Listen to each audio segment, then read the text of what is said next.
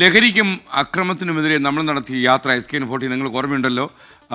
ഈ യാത്ര ആ പോരാട്ടം നമ്മൾ അവസാനിക്കുന്നില്ല. അതിൻ്റെ ആദ്യഘട്ടം അവസാനിച്ചു എന്ന് വേണമെങ്കിൽ പറയാം. അടുത്ത ഘട്ടവും നമ്മൾ തുടങ്ങുകയാണ്. കാരണം ഏറ്റവും അവസാനത്തെ രാസലഹരി വിൽപ്പനക്കാരനും കേരളം വിട്ടുപോകുന്നതുവരെയോ അതല്ലെങ്കിൽ കയ്യാമം വെച്ച് ജയിലിലടയ്ക്കുന്നതുവരെയോ നമ്മൾ ഈ യാത്ര തുടരും. മാത്രമല്ല നമ്മുടെ കുട്ടികളെയൊക്കെ, പെൺകുട്ടികളെ പ്രത്യേകിച്ചും ഇതിൽ നിന്ന് മോചിപ്പിച്ചെടുക്കേണ്ട ബാധ്യത ഈ സമൂഹത്തിനുണ്ട്. അതുകൊണ്ട് നമ്മുടെ യാത്ര നമ്മൾ തുടരും. അതുപോലെ തിരുവനന്തപുരത്ത് ഒരു കോൺക്ലേവ് നടക്കും. മുഖ്യമന്ത്രിക്ക് നമ്മൾ റിപ്പോർട്ട് കൊടുക്കും. റിപ്പോർട്ട് അതിൻ്റെ അന്തിമഘട്ടത്തിലേക്ക് തയ്യാറായിക്കൊണ്ടിരിക്കുന്നു.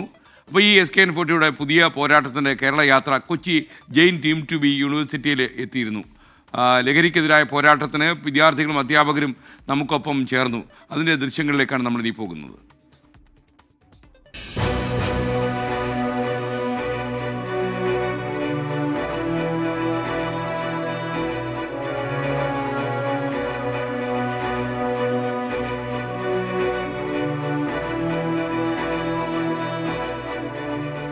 ലഹരിക്കെതിരായ തുടർ പോരാട്ടത്തിന്റെ ഭാഗമായാണ് വിദ്യാഭ്യാസ രംഗത്തെ അന്താരാഷ്ട്ര നിലവാരത്തിലേക്ക് ഉയർത്തുക എന്ന ലക്ഷ്യവുമായി ആരംഭിച്ച ജെയിൻ സർവകലാശാലയിൽ 24 chief editor R Sreekandan Nair എത്തിയത്.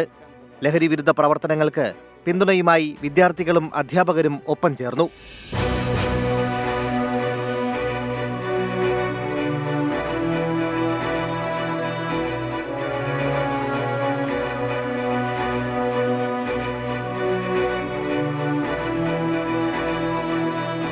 സർവകലാശാല ക്യാമ്പസ് സന്ദർശിച്ച ആർ ശ്രീകണ്ഠൻ നായർ ജെയിൻ സർവകലാശാല ഡയറക്ടർ ടോം ജോസഫുമായി ലഹരി എന്ന വിപത്തിനെക്കുറിച്ച് സംവദിച്ചു. ലഹരിക്കും അക്രമത്തിനുമെതിരെ സാർ നടത്തിയ ഈ ധീരമായ പോരാട്ടം വളരെ വിജയകരമായി എന്ന് അറിയുന്നതിൽ അധികം സന്തോഷമുണ്ട്. കാരണം ഞങ്ങളുടെ എല്ലാവിധ സപ്പോർട്ടും ഇത് ഞങ്ങൾ നൽകുന്നു. ഒരു കലാലയം എന്ന നിലയിൽ പോപ്പിന്റെ വാക്ക് പറഞ്ഞതുപോലെ ഞങ്ങളുടെയും ഒരു വിഷൻ എന്ന് പറയുന്നത് കേരളത്തെ എങ്ങനെ ഒരു ബെറ്റർ പ്ലേസ് ടു ലീവ് ആയിട്ട് എലവേറ്റ് ചെയ്യാം, നമുക്ക് എല്ലാവർക്കും താമസിക്കാൻ നമ്മളെല്ലാം ഇഷ്ടപ്പെടുന്ന ഒരു സ്ഥലമാക്കി മാറ്റാം എന്നുള്ളതാണ് ഞങ്ങളുടെ ഒരു വൈഡർ വിഷൻ. ആ വിഷനോട് അലൈൻ ചെയ്ത് നിൽക്കുന്ന ഒരു ഇനിഷ്യേറ്റീവാണിത്. അപ്പോൾ നമുക്ക് ഒരുമിച്ച് ഇതിനെതിരെ പോരാടാം. SKN ദൗത്യത്തെ പ്രശംസിച്ച സർവകലാശാല pro vice chancellor J Latha ലഹരിക്കെതിരായ തുടർന്നുള്ള പോരാട്ടത്തിലും പിന്തുണ പ്രഖ്യാപിച്ചു. നമ്മളിവിടെ ഇപ്പം ആന്റി ഡ്രഗ്സിന്റെ ഒരു ഡിക്ലറേഷൻ മേടിക്കുകയാണ്. ഈ അഡ്മിഷൻ ഇന്ത്യയിൽ ആദ്യമായിട്ടാണ് യൂണിവേഴ്സിറ്റി അങ്ങനെ ചെയ്യുന്നത്. അപ്പം ഒരു ആന്റി ഡ്രഗ് ക്യാമ്പയിൻ നമ്മൾ നടത്തി. അതിൻ്റെ കൂടെ ഇതും കൂടി നമ്മൾ ഡിക്ലെയർ ചെയ്തു. ഇനിയുള്ള അഡ്മിഷൻസിൽ അത് ചെയ്യും.